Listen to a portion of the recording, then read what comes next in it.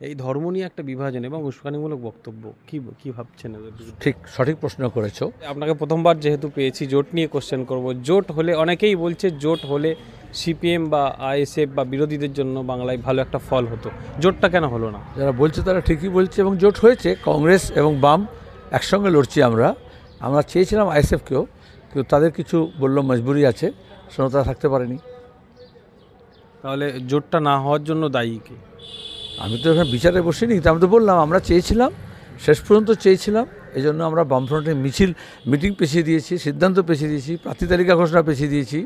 এবং গত বছর জুন মাস থেকে আমরা বলছিলাম পঞ্চায়েত নির্বাচনের আগে, পঞ্চায়েত নির্বাচনের পরে যে এসব আলোচনা করি, কিন্তু আইএসএফের টপ লিডারশিপ এত ব্যস্ত তারা সময় দিতে পারেনি। তারা হিল্লি দিল্লি করছিল, বিজেপি তৃণমূলের নেতাদের সঙ্গে বৈঠক করছিল, মিডিয়াতে গিয়ে কথা বলছিল, কিন্তু বামফ্রন্টের সঙ্গে আলোচনা করার তারা সময় পায়নি। নওশাদ সিদ্দিকী বলছে যে জোট আমি চেয়েছিলাম, তারা জোট চায়নি, তাদের কারণেই কিন্তু জোটটা হয়নি। এইসব নিয়ে আমি তো এইসব, এগুলো তো পাড়ার ঝগড়া নয়। আচ্ছা, কংগ্রেসের সঙ্গে সমঝোতা হয়ে গেল জাতীয় স্তরে, ইন্ডিয়া ব্লক যখন হলো তখন প্রথম স্টেটমেন্ট হলো গত বছর অক্টোবর মাসে আইএসএফের তরফ থেকে যে যারা ইন্ডিয়া ব্লকে থাকবে তাদের সঙ্গে আমরা নেই। তার তো ওটা তো আগে প্রথমে কোনো আলোচনার আগেই গত অক্টোবর মাসে ব্যাঙ্গালোরে সেপ্টেম্বরে যখন ইন্ডিয়া ব্লক তৈরি হলো তখন তার টেলিভিশনে বক্তৃতা এলো যে আমরা ইন্ডিয়া ব্লকের সঙ্গে যারা থাকবে তাদের সঙ্গে নেই। এটা তৃণমূল পরে বলেছে, বিজেপি বলেছে এবং আইএসএফ বলেছে। তো জোট ভাঙাভাঙির মধ্যে প্রথমে তো বোঝা গেছে রাজনীতি স্পষ্ট, যখন গোটা দেশে বিজেপিকে রোখার জন্য সবাই এককাট্টা হওয়ার চেষ্টা করছি, তখন তো ওরা বলেছে তার মধ্যে আমরা থাকবো না। আরেকটা অভিযোগ শোনা যাচ্ছে যে নওশাদ বেশি সিট পাওয়ার জন্যই কি আপনারা ছাড়তে চাননি, যে জাতীয় কংগ্রেস 8টা সিট নিচ্ছে, সেই জায়গায় নওশাদ আরও বেশি সিট চাইছে, এই কারণেই কি একটা কোথাও হেলদোল? সেটা তো আলাপ আলোচনা করলে সিট ঠিক হয়ে যায়। বিধানসভা তাই হয়েছিল, কয়েক রাউন্ড আলোচনা হয়েছিল, কিন্তু এবারে আমরা বলা সত্ত্বেও তারা আসেনি। বিমানদা বসেছিলেন ঘন্টার পর ঘন্টা, দিনের পর দিন। প্রথমে বললো আগে উরুস হয়ে যাক তারপরে আসবো। বিমানদা বললেন হ্যাঁ ঠিকই, মার্চ মাসের গোড়া পর্যন্ত আমরা বললাম বামফ্রন্ট আমরা আলোচনা করব না।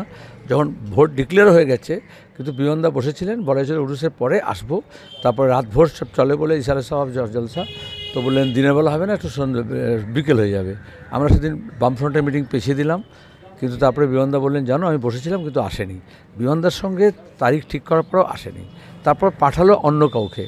কারণ তাদের এটা হচ্ছে, এটা বোঝা উচিত, এই আমি যেমন ইব্রাহিম সিদ্দিকী সাহেবের সঙ্গে দেখা করতে এলাম, তো এগুলো রাজনীতিতে সবচেয়ে বড় কথা হচ্ছে যে বয়োজ্যেষ্ঠ মানুষ বিমান বসু, তার সঙ্গে দেখা করার ফুরসত নেই, অ্যাপয়েন্টমেন্ট করে নিও, আমি একটা লোককে পাঠিয়ে দেবো। তারা চ্যাটের কথা বলছে, যারা এসছে তারা সবাই বলেছে যে আমরা শুনছি আপনাদের কথা, কিন্তু আমরা কোনো সিদ্ধান্ত নিতে পারবো না, সিদ্ধান্ত যারা নেবে তাদের কাছে জানিয়ে দেবো। 3বার এসছে, আলোচনা করেছে, চলে গেছে, আর তারপরে কিছু জানায়নি। আর আমি হোয়াটসঅ্যাপ করেছি কী হলো তোমরা জানাচ্ছ না কেন, 4 দিন হয়ে গেলো, 5 দিন হয়ে গেলো, তার কোনো উত্তর নেই। হোয়াটসঅ্যাপ মেসেজ ফাঁস করার কথা বলছে। হ্যাঁ, আমি সব যেহেতু যখন পাঠাতে বললাম জুন মাস গত বছর, তারপরে পঞ্চায়েত নির্বাচন, তারপর আমি একতরফা হোয়াটসঅ্যাপ করে গেছি, কিন্তু বাবুদের সময় হয়নি তার জবাব দেওয়ার।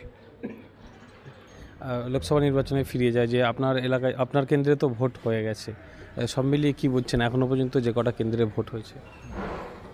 ওরা চেয়েছিল বিজেপি আর তৃণমূল বাইনারি, হিন্দু মুসলমান ভাগাভাগি, এই ফুরফুরে দাঁড়িয়ে বলছি আমরা যে আমরা সেটাকে ভেঙে দিয়েছি।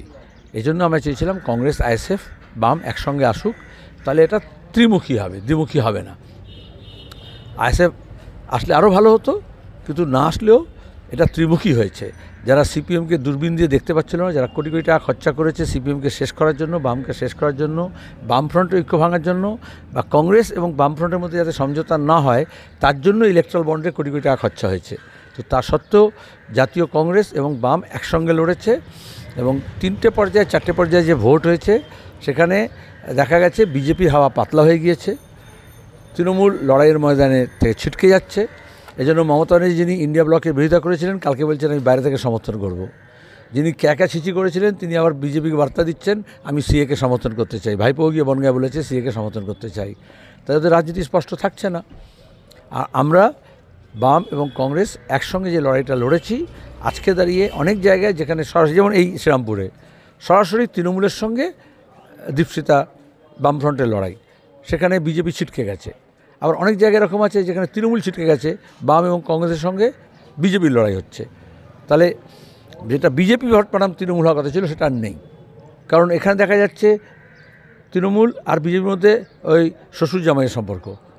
শ্রীরামপুরের ক্ষেত্রে। আমরা বাঁকুড়া বিষ্ণুপুরে দেখছি স্বামী স্ত্রীর সম্পর্ক। তো এগুলো হচ্ছে নতুন ধরনের খেলা। তৃণমূল তো আলাদা, বিজেপি তো আলাদা করে কিছু নেই, বিজেপিরই তৃণমূলেরই গুদামের মাল, তার হচ্ছে বিজেপি। আবার অর্জুন সিং, জিতেন এরা সব ছিল, তার জানো তুমি যে তৃণমূলের নেতা জিতেন সিং আসানসোলের, কিন্তু যাকে মমতা দাঙ্গা করেছেন তারা সবাই গেছে এখন বিজেপি। শুভেন্দু তৃণমূল ছিল, সে হচ্ছে বিজেপি। আর কেউ কেউ সরাসরি রাজনীতি না করে কেউ কেউ শুভেন্দুর হাতে তামাক খাচ্ছে, কেউ অভিষেকের হাতে তামাক খাচ্ছে। যারা রাজনীতি সরাসরি লড়াই লড়ছে তারা মাঠে ময়দানে প্রতিদিন লড়ছি আমরা, এবং এখনও পর্যন্ত শান্তিপূর্ণ ভোট হয়েছে। শান্তিতে ভোট হলে তৃণমূল বিজেপি জায়গা পাবে না। ওরা রামনবমীর সময় হিন্দু মুসলমানের দাঙ্গা করতে চেয়েছিল, কিন্তু মুর্শিদাবাদে কিছুটা করেছিল, তারপরে ভোট পেছাতে চেয়েছিল। তাতে বোঝা যাচ্ছে যে বিজেপি তৃণমূল দুজনেই গেছিলো কোর্টে ভোট পেছানোর জন্য, কিন্তু হয়নি। অধীর এবং সেলিম এই যে একসঙ্গে হয়েছে, এটা বিজেপি তৃণমূল চায়নি। আর আমরা চেয়েছিলাম অধীর, সেলিম, নওশাদ একসঙ্গে লড়ুক। এটা রাজনৈতিক কারণে খুব দরকার ছিল, কিন্তু আমি দেখলাম অর্থনৈতিক কারণে হলো না। আপনার কেন্দ্রের ভোট ভালো হয়েছে তো, আপনি তো, আপনাকে তো আগিয়ে রেখেছে, সমীক্ষা দেখছিলেন আপনার কেন্দ্র মুর্শিদাবাদ। আলহামদুলিল্লাহ, শুধু ভালো হয়নি, সবাই বলছে আমি জিতবো। আপনি তাহলে জিতছেন মুর্শিদাবাদে? মানুষ ঠিক করেছেন, এই জন্য তো মুর্শিদাবাদে আমি দাঁড়ালাম। আবার এই জন্য আইএসএফকে ওখানে প্রার্থী দিলে যাতে ভোটটা কিছু কাটা যায়, কিন্তু লোকে সব পাত্তা দেয়নি। লোকে দাঁড়িয়ে সোজাসুজি তৃণমূলকে হারানোর জন্য, বিজেপিকে হারানোর জন্য মোহাম্মদ সেলিমকে ভোট দিয়েছে। শ্রীরামপুরের ক্ষেত্রে একটা প্রশ্ন করি যে কল্যাণ বন্দ্যোপাধ্যায় একজন বর্ষিয়ান নেতা, দীপশিতা ধর হচ্ছে একদম তা বলা যেতে পারে, তাকে যেভাবে ব্যক্তিগত আক্রমণ বলুন, একের পর আক্রমণ, বিজেপি এবং আইএসএফ ছেড়ে সিপিএমের পেছনে একবারে হাত ধুয়ে পড়ে গেছে। আচ্ছা, অনেকে মনে করছিল তৃণমূলের লড়াই বিজেপির বিরুদ্ধে, কিন্তু তা তো নয়। তৃণমূল লড়াই কার বিরুদ্ধে? আজকে দাঁড়িয়ে গোটা দেশে যখন আমরা ফাঁসিবাদের বিরুদ্ধে লড়ছি, সবাইকে এককাট্টা করেছি ইন্ডিয়া ব্লকে, বিজেপিকে দিল্লির মসনদ থেকে সরাতে হবে বলছি, তখন দাঁড়িয়ে এখানে তৃণমূল ওরা সিপিএম গাল দিচ্ছে।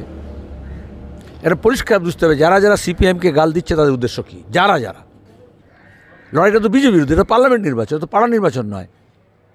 আর কল্যাণ ব্যানার্জির কালচার এরকম, মানে আদৌ যদি কোনো কালচার থাকে, সে মহিলাদের সম্পর্কে, বাচ্চাদের সম্পর্কে, কম বয়সীদের সম্পর্কে, নিজের পরিবারের লোকজন সম্পর্কে, তৃণমূলের নেতা নেত্রীর সম্পর্কে ওই রকম অপশব্দ ব্যবহার করে। সেই পার্লামেন্ট হিসেবে এখানকার মানুষের জন্য কাজ করা, এমপি হিসেবে এখানকার কথা তুলে ধরার থেকে বেশি হচ্ছে যত দুর্নীতির মামলা হয়েছে, তৃণমূল যত দুর্নীতি ধামাচাপা দেওয়ার জন্য, তদন্ত আটকানোর জন্য হাইকোর্ট সুপ্রিম কোর্ট করেছে, ওই সব মামলায় ও কমিশন খেয়েছে, এছাড়া অন্য কোনো কাজ করেনি।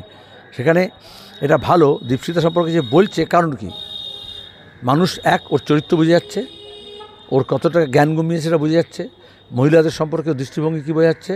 আর অন্যটা হচ্ছে রাজনীতিতে ও তৃণমূলের সঙ্গে হয়ে নতুন করে কোনো কিছু কথা বলতে পারছে না, সেজন্য এই ধরনের অপশব্দ ব্যবহার করছে।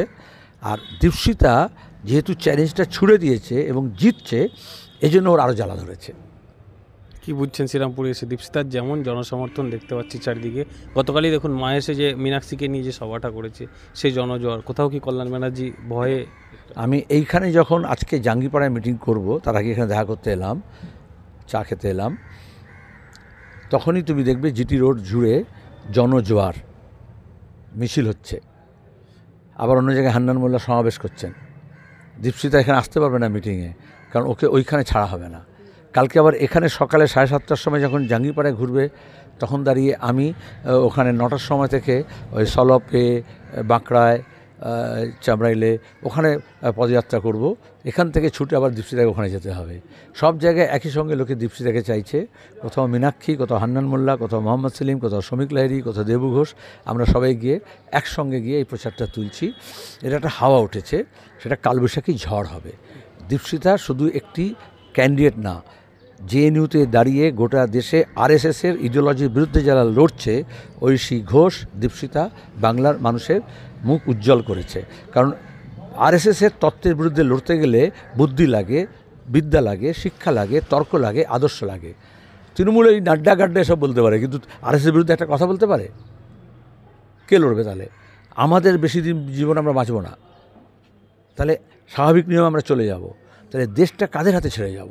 রাজ্যটা কাদের হাতে ছেড়ে যাব? রাজনীতিটা কাদের হাতে ছেড়ে যাব?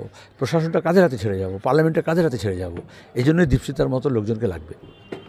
আরেকটা প্রশ্ন করি যে ইন্ডিয়া জোট যেভাবে জনসমর্থন জোগাড় করছে, বা ইন্ডিয়া জোটের কি দেশ পাল্টাচ্ছে, কি ভাবছেন মোদি সরকার? मेरा देश बदल रहा है।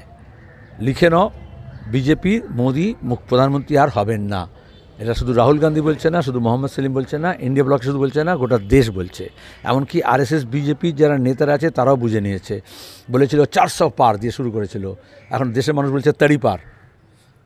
এখানে অমিত শাহ এসে বলেছিল 35 করব, নবান্নে গিয়ে বলেছিল, আর মমতা মেনে নিয়েছিলেন। কিন্তু এখানকার মানুষ ঠিক করেছে যে বিজেপি এবং তৃণমূলকে হারাবে। 1/3 আসন এবার বাংলায় বাম এবং কংগ্রেস জোট পাবে। গোটা দেশে গত বছর বিজেপি যেখান থেকে আসন পেয়েছিল সেখান থেকে কমবে। আচ্ছা, সেখানে কারা লড়ছে? গোটা দেশে এই যে হরিয়ানায়, মধ্যপ্রদেশে, রাজস্থানে, মহারাষ্ট্রে, তামিলনাড়ুতে, অন্ধ্রপ্রদেশে, তেলেঙ্গানায়, কেরালায়, উত্তর পূর্ব ভারতে, আসামে কারা লড়ছে? তৃণমূল, আইএসএফ। এটা দেশের ভোট। তাহলে কংগ্রেস, বাম এবং সমাজবাদী পার্টি এই সব মিলিয়ে ইন্ডিয়া ব্লক লড়ছে। বিজেপি কারা হারাতে পারবে এটা বুঝে নিতে হবে। কেরালে কী অবস্থা আপনাদের? আমরা গতবারে খুব খারাপ হয়েছিল। কেরালায় যেহেতু কমিউনিস্টরা আছে আর কংগ্রেসও আছে, ওখানে একটা আসনও বিজেপি পাবে না। একমাত্র রাজ্য আমরা বলতে পারি গর্বের সঙ্গে, লাল ঝান্ডা থাকলে এটাই হয়, যেটা আগে পশ্চিমবঙ্গ থেকে আমরা বলতাম বিজেপি কোনোদিন আসন পেত না যতক্ষণ না তৃণমূল তৈরি হয়েছে। যখন থেকে তৃণমূল এসছে তখন থেকে বিজেপি এখানে আসন বাড়িয়েছে। আরেকটা বিষয় যে এই ফুরফুরা থেকে কিছুটা দূরেই মশাট, হুগলির মশাট, এই শ্রীরামপুর লোকসভা কেন্দ্রের মধ্যেই অমিত শাহ এসেছিলেন। সেখানে এসে উন্নয়নের কথা কিন্তু শোনা যায়নি। মন্দির, মসজিদ, রাম মন্দির, এই ধর্ম নিয়ে একটা বিভাজন এবং উস্কানিমূলক বক্তব্য, কি ভাবছেন এদের বিরুদ্ধে? ঠিক সঠিক প্রশ্ন করেছো। আমরা বামপন্থীরা কি বলেছি? আমাদের স্লোগান হচ্ছে হক, রুটি, রুজি। হক মানে ইনসাফ, সত্য, অধিকার। কিসের অধিকার? খাদ্যের, স্বাস্থ্যের, উন্নয়নের, রোজগারের। জিনিসপত্রের দাম বাড়ছে, সারের দাম বাড়ছে, কৃষক ফসলের দাম পাচ্ছে না, সেজন্য লড়াই হচ্ছে। শিক্ষা তুলে দিচ্ছে, স্বাস্থ্য তুলে দিচ্ছে, তার জন্য লড়াই হবে। বিজেপি এবং তৃণমূল কী করছে? প্রথম থেকে রামনবমী, মন্দির, হিন্দু মুসলমান, 370, ঘুষপেটিয়া, সিএনআরসি, এসবই তো বলছে। তাহলে তার তো বলা উচিত ছিল বছরে 2 কোটি বেকারকে কাজ দেবো বলেছিলাম, 10 বছরে 20 কোটি বেকারকে কাজ দিয়ে দিয়েছি। তার তো বলার কথা ছিল কৃষকের আয় আমি দ্বিগুণ করবো বলেছিলাম, করে দিয়েছি। সেসব বলতে পারবে? ওসব বলতে পারছে না বলে, এবং মিথ্যা কথা বলছে। একদিন হিন্দু মুসলমান নামকে গালাগাল দিচ্ছে, পরের দিন বলছে আমি হিন্দু মুসলমান বলিনি। মোদি নিজেই, প্রধানমন্ত্রী নিজেই বলছে হিন্দু মুসলিম করিনি। হ্যাঁ, তাহলে তিনি যে মিথ্যেবাদী, আমাদের মুখ্যমন্ত্রী শুধু মিথ্যেবাদী নয়, প্রধানমন্ত্রী মিথ্যেবাদী, এটা প্রমাণ হলো।